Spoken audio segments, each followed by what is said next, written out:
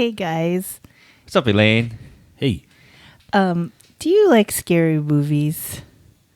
Sometimes. No, I don't like scary movies. Chicken. I'll be honest. I'm such a chicken when it comes to that. Mike? No. Really? Yeah. I love a good scare. No. I'm afraid of the dark, so Wow. So I hate scary movies. Like, I remember when I was a kid and I tried to watch The Exorcist, and I was super scared because I believe in ghosts and religious scary things and anything that happens in a church. Oh, so exorcists really scare you. Oh, I can't. They freak me out. Man, I love movies like that. I like a good scare. Okay, I get scared a little bit, but I still like watching a movie. I haven't seen a good scary movie in a long time. So, Have you seen a scary Filipino movie? like I've seen some. I Yeah. think actually most Filipino scary movies are probably the ones that scare me the most. Because they're in churches and you believe them. And they speak in Tagalog, and they, sometimes Sounds like, what's scarier in scarier? Tagalog. It's like oh, tangin mo. But yeah, I'm looking for a good new movie to watch that's scary. Well, actually, there's a new movie that's going to come out end of this month. What? July What? 26th. What is it called? It's called Clarita. It's actually promoted by ABS-CBN, and it's based on a true story. Clarita. Dun, dun, dun. I think it's how you should have said it. Clarita. You said it Clarita like it's a fiesta or something. Like Santa Clarita. Clarita. Yeah, so it's based on a true story. It was in 1953. A group of doctors are killed by supernatural forces linked to a What? possessed woman named Clarita. Oh my goodness, Elaine, you gotta watch this. I don't want to watch it. We gotta watch. In it. reaction, the Catholic Church sends Fathers Salvador and Benedicto, who are tasked to perform an exorcism. Classic Salvador. Meanwhile, a photojournalist investigates the truth about Clarita's possession and helps the two priests perform the exorcism. Their journey to help Clarita shakes their faith as they face demonic encounters. All right, No, are we gonna thanks. watch this? I'm gonna watch it. Ryan can watch it. You should watch it and then tell us about it. I'll write a book report on it or a movie report on it.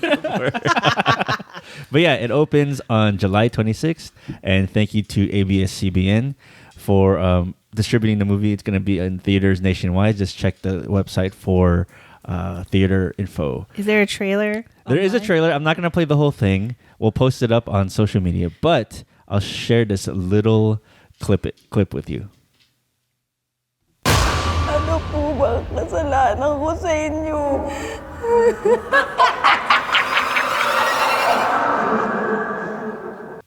Oh my God. So go watch that movie. Yeah, go watch that movie and then And tell us all about it because we're not going to watch it. Or I'm not going to watch it. and see Elaine pee in her pants I while she's watching. probably would. Thank you. My secret, just do something that ain't nobody ever done before, but make it sound like something that's always been there forever.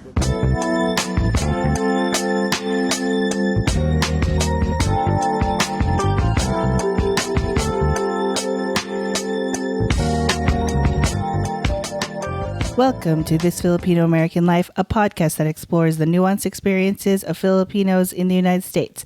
At Iba Pa, my name is Elaine Dalalis, and I'm here with my fellow hosts Ryan Carpio. Joe Bernardo. and Mike. producer Mike.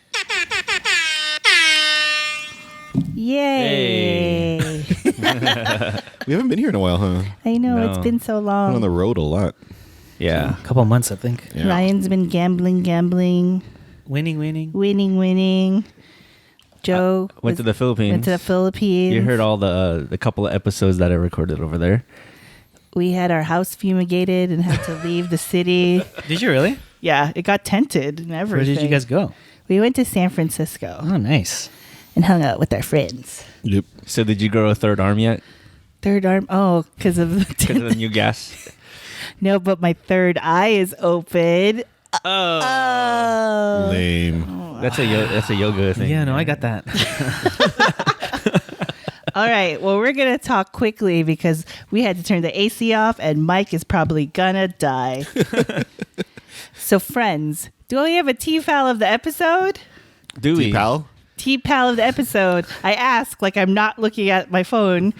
Do we have one? Yes. The pal of the episode. The Nice. TPAL of the episode is Jason Beltran. Jason. Jason. Nice. Do you really know Jason? Joe does. I Right? do. I don't know. I don't know. Lies. Mike, do you know Jason Beltran? I don't know anybody. The podcast knows Jason Beltran. Yes. Thank you, Jason. Thank you, Jason. You are a TFAL, and we appreciate you. So on this episode, or is there voicemails? No. No. Okay. Not this time. I'm glad I checked. On this episode, we're going to talk about something called positive parenting. What? I mean, okay. Yeah, what is that?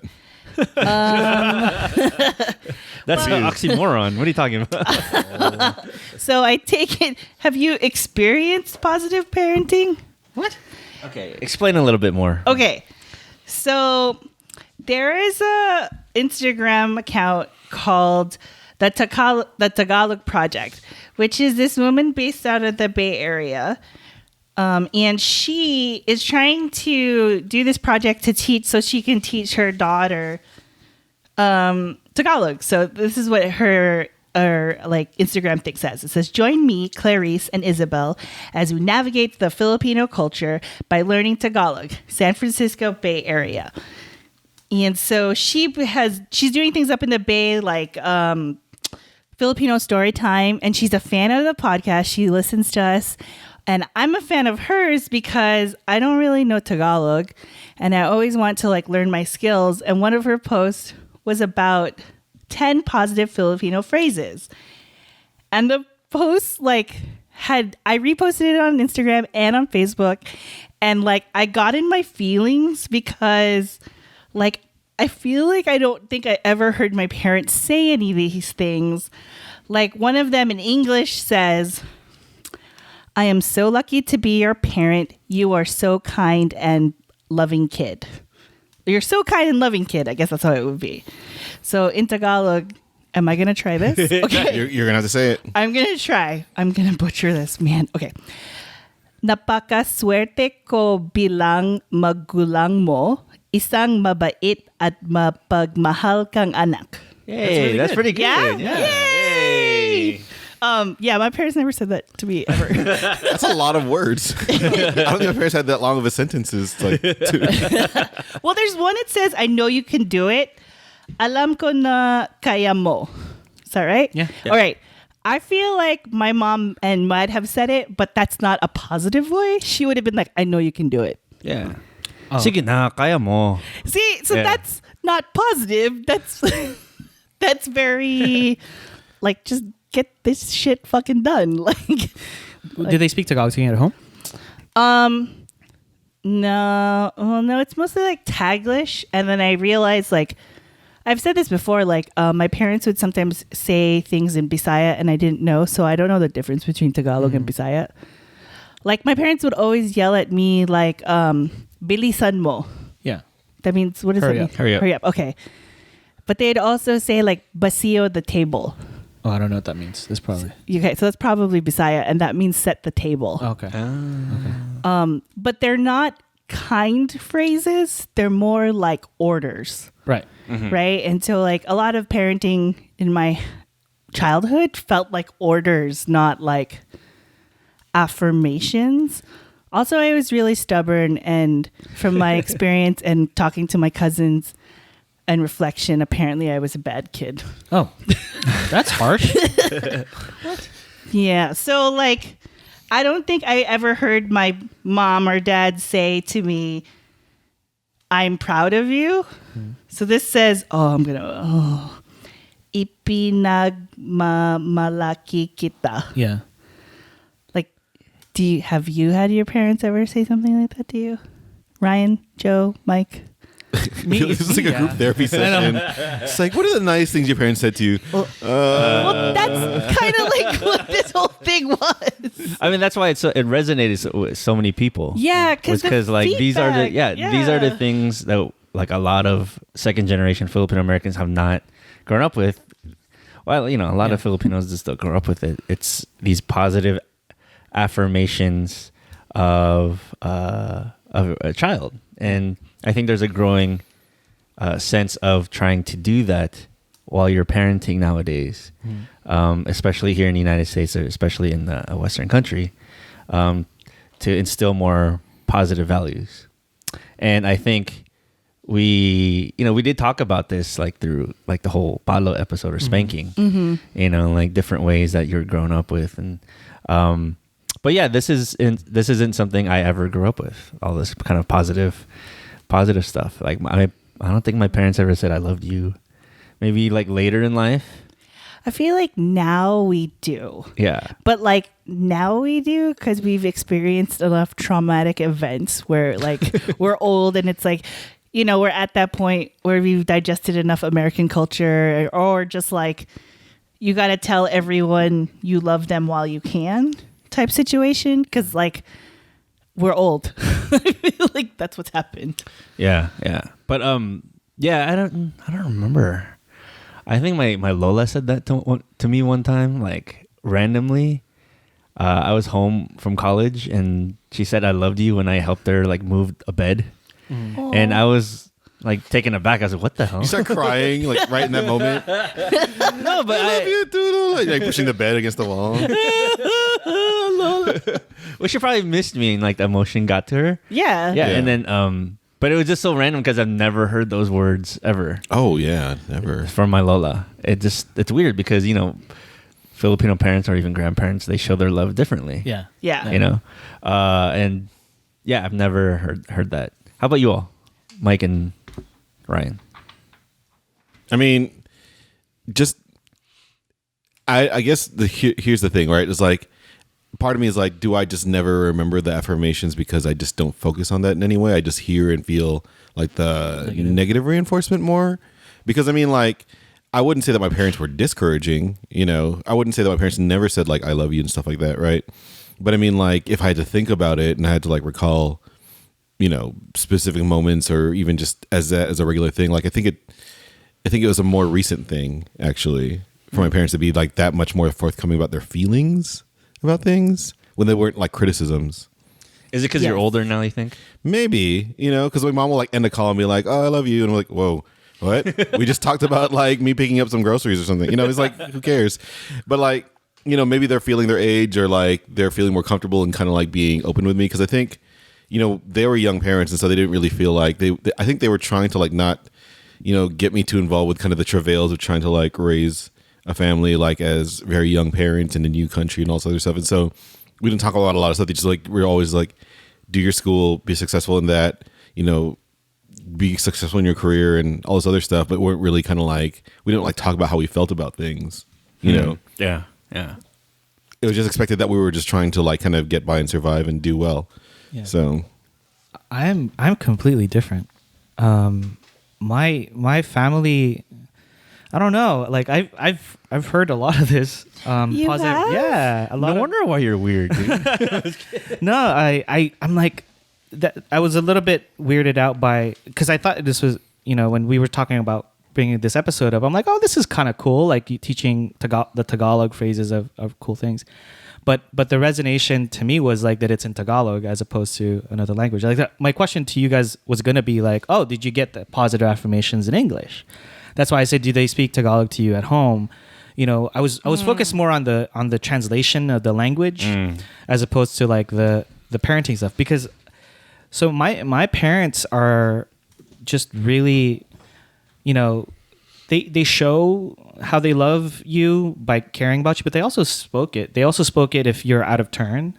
They're pretty much like, even some of the phrases here, like I'm proud of you, pinagmamalaki kita. I'm almost embarrassed to say, like, my mom always would say that to me, pinagmamalaki kita, to my coworkers and stuff like that. It's just one of those things that, oh, Mom, why? Don't tell, like, pinagmamalaki kita because you play baseball or you made the all-star team. I'm like, oh gosh, Mom, I'm always like that kid. But I've never really, we've never really not done that. Now the whole "I love you" thing is a very different thing in Tagalog. I think sometimes it comes in a different moment. Like mahal kita is usually very romantic, but on a parent to child or sibling, it usually doesn't come off that way. So it's usually expressed in a very different way. But I've never, I've always had very positive things around my family, fortunately. Is it because you're the baby? I don't think so. I think in general, like my brothers are just really like caring guys. My sister is probably like, she was surrounded by boys, so she was like a really tough cookie, but she's also very caring. And even now, I think more now, when you were talking about when parents say I love you, we say it more now than we've ever said before, like in English. Like my mom says it more now to me, like I love you, anak, or you know, and I love you, mom, good night, you know, this and that. But it's not strange, you know. It's like it's always been kind of positive for us. I didn't even learn the phrase mahal kita until like middle school, and like a girl I was hanging out with would put it at the bottom of her letters. And my mom found them one day, and I was like so embarrassed, and she was just like, "Oh God, this is so cheesy," basically just said, and she was like. He's like laughing about it, saying mahal kita at the end of it. So she's making fun of you? Yeah, totally. Well, that's weird. I didn't learn until later in life too. Like Yeah, around because middle it was school, high like, school. well, first of all, my parents didn't really say those kind of things in general, and even if they said it, they probably would have said it in English. But I mean, there's a lot of kind of like just in general, the idea that they would kind of like talk about feelings in that way was kind of like, I think, uncomfortable, even funny to them sometimes, because I think they just assumed that everything was implied or understood, you know. Right. And so like, you know, do you think? But you've met other like Filipinos who have more or less the same experience as us three. Sure. I mean, I kind of likened it towards what Mike was saying. Like maybe we've blocked out the Tagalog, right? The Tagalog ones are usually expressing frustration when your parents are like, speaking. You know what I'm saying? Yeah. Like you're speaking in Tagalog or something, and sometimes like bilisan mo, you know, like bilisan mo naman. Yeah. You know, like a lot of the like the hurry ups and a lot of the things that stick to us in Tagalog is the one that we'll remember. Let me. I mean, ay nako isn't mahal kita. Isn't I love you? Wait, but what if it like technically is? Because like we had parents who couldn't. If we had parents who did not know how to express their love to us with words, but like their way of oh no, I'm talking about like child abuse. Really, I'm like systemic abuse. Because I was saying like, what if them yelling "I look at you" is actually them showing their love? But I'm like, no, that's actually like an abusive relationship. But I mean, like in their perspective, it maybe is what you're talking about, right? Like they show their care by being very. They show their care by berating you. You know, yeah, just because that's what they felt like you would respond to as a bad kid. Yeah, I think there might be a lot of like mistranslation or miscommunication between maybe generations, immigrant and second or American born or 1.5 generation. In that maybe a lot of kids don't know that Filipino parents show their love in other ways. Mm-hmm. For example, first thing they say to you when you come into the house, "Oh, kumain ka na?" Yeah. They make sure that you're fed, and that's a very, very important saying, right? Important kind of showing of love, right, within Filipino households, as like well as caring, you know, or like showing them love or showing love is to work hard. So your parents, so your kids don't have hardships and financial hardships in life. Yeah, because like, okay, I finally got to the post because it was like 5 weeks ago from recording this. But someone put, I mean, I don't know if they're joking too, because this is just like a post, right? But it says, "I find this post a bit triggering. I would love to talk to a therapist to dive into the damage done by not having heard these when I was a kid. But I bet my parents would say I should pray more instead." I mean, not to laugh, sorry. Not to laugh, but like, well, they also had a winking tongue out emoji at that part. So like, I think they got it. But the reason I wanted to talk about this was because that type of sentiment was so resounding throughout the post, because it was all like, I wish my parents said these things. I wonder how, this other person on Instagram put, I wonder how different our sense of self would be had we heard more of this growing up. Mm-hmm. And like, Ryan has a lot of confidence and positive light. And maybe it's because you heard these things. Maybe. I'm not I think I'm pretty normal. I have my own insecurities as well, but probably if I were to attribute it to something, maybe not, because these weren't told to me.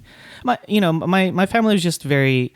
My mom is probably the one who would say a lot of these things to me, as opposed to like say my dad or something like that. My mom would be the one that would say, alam ko na kaya mo, a lot of that stuff. Like, you can do it. She's a pretty good cheerleader, but it kind of just was part of our family, like just to encourage each other, more of what we what we did. So I also think about it in terms of, if is this a very Filipino thing?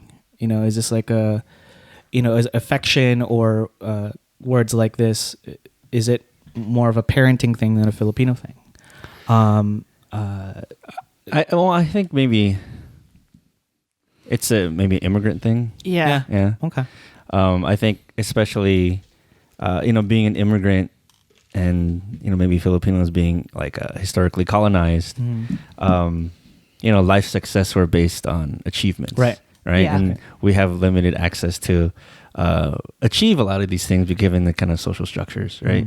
And so that's why maybe a lot of parents are very strict on their parents about like studying hard or kind of getting good grades, etc. Because this is one way to succeed in life, right? And this is one of the few ways to succeed in life for an immigrant of color, right? So maybe there's no time for the touchy feeling, right? And I definitely have friends that are like have strict parents, and the parents show their care by being like super strict.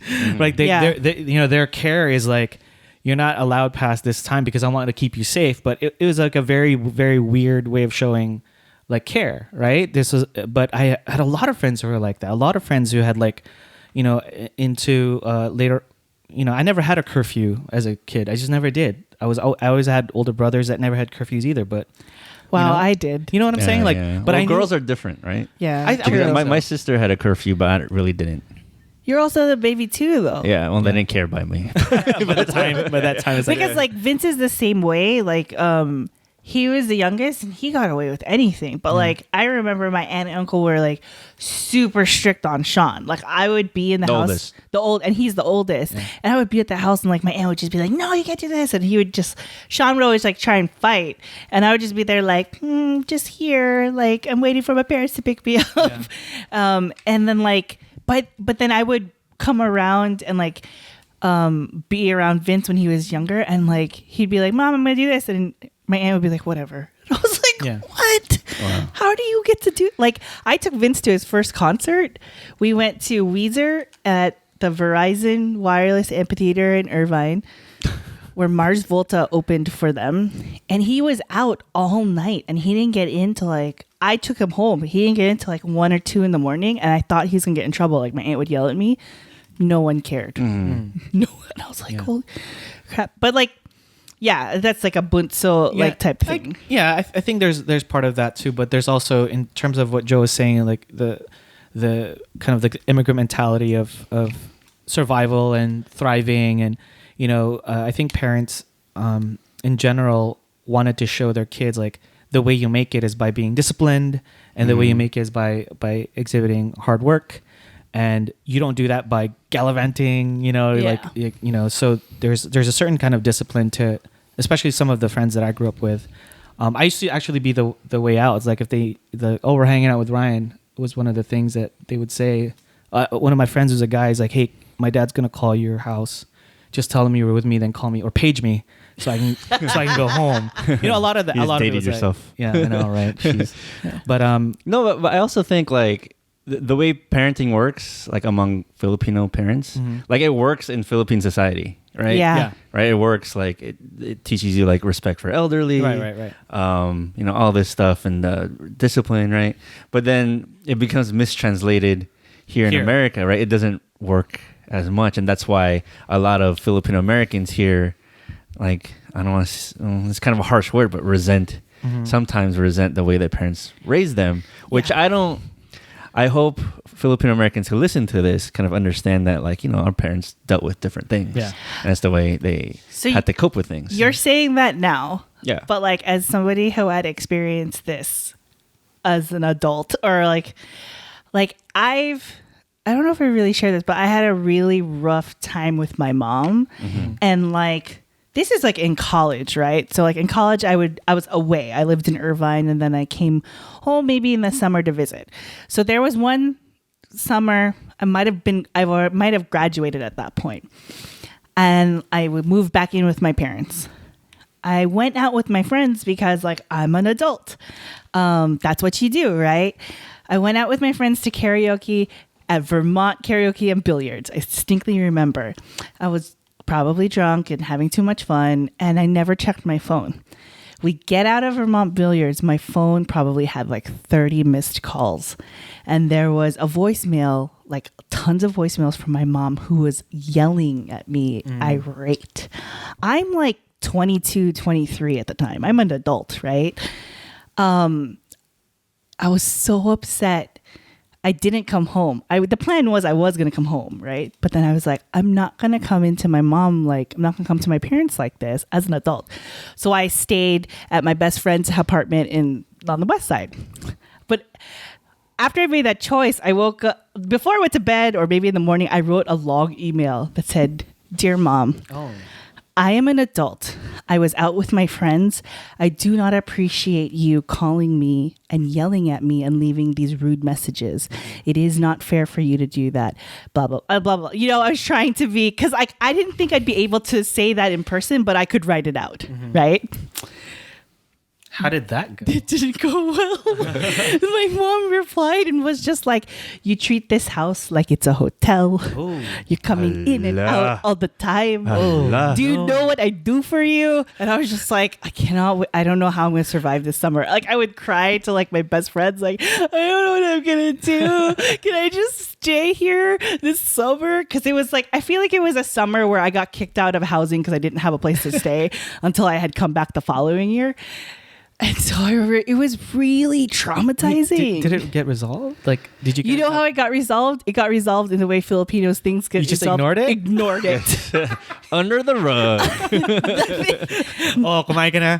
Yeah, there you go. It's all good. It's all good. And then my dad kind of was just like, just don't do that. Yeah. And I was just like, well, I'm just going to not come home. Like that was just, and that summer I didn't come home. I would just like, Mom, I'm going to spend the weekend at so-and-so's house. Okay. I'll see you Monday. So that resonates with me. Like those kinds of instances definitely resonates with me when it comes to like the emotions, because that's high emotion. Right? Yeah. There's a lot of high emotion there that you could probably piece out.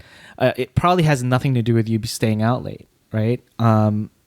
Maybe 10% of that has something to do with you being out late. But it to me, that's what I mean by like sometimes our parents show their care by getting mad, and I think I'm getting this now, like the Tagalog project of like it doesn't have to come out that way. It doesn't have to come out that way. Because sorry. Yeah. Just to go back to your story, I think a lot of Filipino parents like they want to be together with their children all the time. Yeah. Right? They just want the children in the house. And in Right. the Philippines, that's a normal thing. Yes. And here it's different. Yeah. right. And So even that's where the mistranslation happens. Yeah. Because even when I was a kid and I lived with my grandma, like my titas also lived in the house with us. Like my grandma's house had my family, my titas, and my cousins. There was a lot of us in this house, but they were still all in the house. Oh yeah. I have no idea how my titas who were single at the time dealt with, like, how did they leave the house? Yeah. You know, I have no idea if my Lola yelled at them, like, where are you going? Blah, blah, blah. I mean, it's fascinating to me because the Tagalog Project shows what you can do in terms of like how you talk to your children, as opposed to like what it feels like a lot of Filipino Americans did grow up with. Right. Which I find fascinating and like kind of happy that like there's a movement towards that sort of parenting. Right. And I think you know I'm not my life was never like I'm not to say that we never had disagreements or something like that with my family, but I got you on the adult thing. Like you're not an adult until most of the time in the Philippine culture, like until you get married, right? What are you talking about? You know dude? what I'm saying? Like my parents still don't know how many tattoos I have. but you know what I'm saying though? Like you don't leave the house until you get married. I always wear a shirt. Right. My parents ignore the fact that I have wrist tattoos. Yeah. And my mom will be like, hey, what's that? Is that new? And I'm like, yeah, Mom, it's not. Don't worry about it. Right. Like, I just choose to not talk about it. And luckily, my mom has memory issues, so she always forgets. Like, she'll never remembers. Every time she sees Vince, because Vince has a full sleeve, she'll just be like, what is this? What happened to your arm? And Vince will just be like, "Oh, it's fake, tita. It's fake." And then my mom would be like, "It is." And then we're just like, "Oh, just keep going. Just keep going." So you're saying, Ryan? Sorry. I forgot what I was saying. Yeah. Yeah. I think this is a positive way, an alternative way to use in parenting. Yeah. And Ryan obviously has gotten a lot of these growing up. we didn't. Well, I think part of it is. So let me give you the flip side of the thing with me and my parents and how I grew up. I'm totally a product of America. Like, even though I was born in the Philippines, my parents still don't understand some of the. I'm the loudest in my family, probably. I'm the most outspoken. I'm probably the rudest, according to them. How rude. You know, and possibly because of like what you're talking about in terms of translation, and a lot of times we are here in America where you're so encouraged to be individuals and to have an individual aspect of life and making it on your own.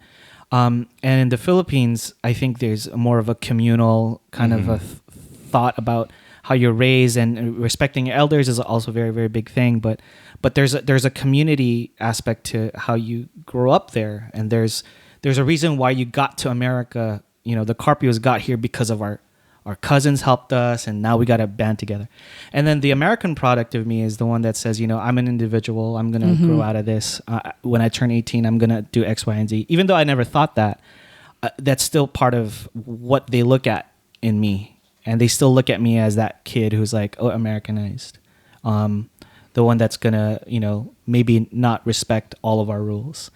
Again, it didn't mean that we didn't have these positive affirmations. It just meant that as parents, you're always going to have things like that. You're always going to have disagreements with your family. And my hope is that, you know, the Tagalog Project and all this is you're right, is to open up lines of communication so that it's not strange to say mahal kita to, right? That's not a strange thing. That's not a movie thing that you have to like wait to watch a movie, that you don't have to get emotional because a movie resonates with how you're feeling inside and then you get to cry about it. No, that a lot of these things are actually happening around your family. It's okay to be proud and not have to compare.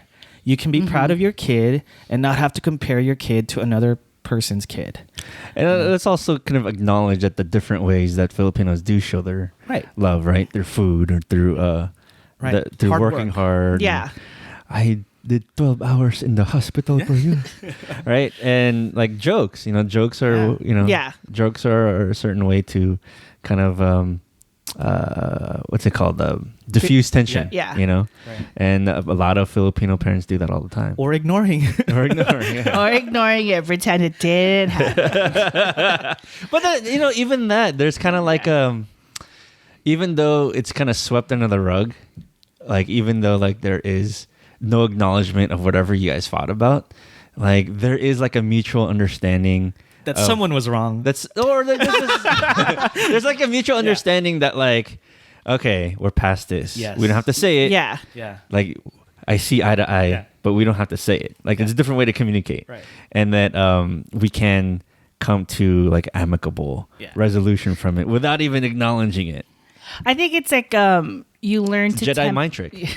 Yes. But also like you learn to temper expectations because like I probably could have told my mom where I was going or said like, I'm going to be out late. I might not be home. You know, that was a failure on my part. Right. That's what I was going to ask you. Like, what did you learn throughout the experience? And that's what ended up happening. It would be like when I went out, I would just be like, I'm going out the whole weekend. I'm coming home on Monday. So to say, and then also, I mean, like at the end of the day, I mean, this is not a Filipino soul thing, right? I feel like immigrant children of immigrants learn how to code switch in a way to live. Yes. And so like, to be fair, like when I was an adult, like Mike was in Koreatown and I would spend the weekend with him. I told my parents that I was with my friend Janine for the longest time because there's no way of saying I'm spending the weekend with my boyfriend. Yeah. And there's really You have a boyfriend? there's probably really no reason to get into that. No. Right? That's probably your thing. It's like, they're never going to understand anyway. Oh, and that reminds you, there's also a way to, there's a way that Filipino Americans or Filipinos discipline their kids through chismes, right? So for example, tell me more. I don't know. What do you mean? So for example, like when I was in grad school, I would come home, but I would give my parents like a later date, right? So I would actually spend a couple nights with Girly before going to my parents' house. Scandalous. Scandal. But my parents never brought it up to me, right? My parents never brought it up to me. Instead, they told, I think, my cousin. Oh no. And then my cousin told me. And then it's a way for like me to understand. We like, know. And like it's already out there. The chismis is out there. So it's a way for them to tell me that they know and that now that I know. Yeah. That's so fascinating. That's so meta. Yeah, I know. And I was already like 31. So what we're saying is we're never going to be adults in our parents' eyes. Of course not. Of course not. And that's a good thing, I think. And Ryan is the only one who got positive parenting. I'm sure you guys got it too. It just came in different forms. It came to you in English. No, because even then it was like, what the hell are you doing? So last story. I was during my wedding. I was dancing with my mom. During the mother-son dance, right?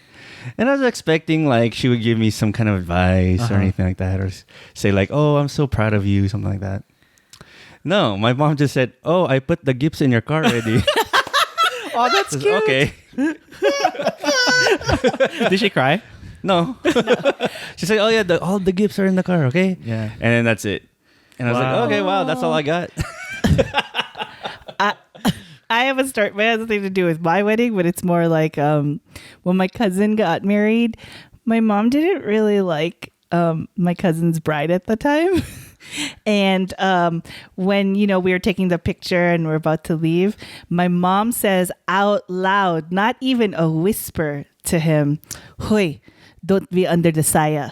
Oh, wow. And I was just like, "Mom, you can't say that." And also, she was right there. The bride was right next to my cousin. And I was like, "Mom, please, please, please, let's not do this." And then she just was like, "Oh, no." And then she like did the whole like pretend like she didn't do anything bad type situation and walked off. And I'm like, my mom doesn't know how to be a positive parent. She doesn't know how to be a positive auntie. What was that phrase? Don't Under the be saya? under the saya. Saya means dress. Don't be under the dress. Like, don't be under the thumb of your wife. Yeah. Oh, I've Yeah. never. Wow. Okay. Yeah, my mom. See what I It's a mean. drink too at St. Mamser. Is it? It is, I think. But yeah, positive parenting. What are your thoughts on it, TFALs? Let us know if you do positive parenting, because that's what we need to know. Because clearly we all haven't had examples. 805-394-TFL. Yes. TFL. I know the last part of that phone number. With 805-394 TFAL. TFAL. 8325. Thank you, Tagalog Project, for all the good work you do, and follow them. They are at the Tagalog Project on Instagram. This Filipino American Life is produced by Michael Nailat. Our intro and outro music is by Roger Habon, aka 10.4 Raj.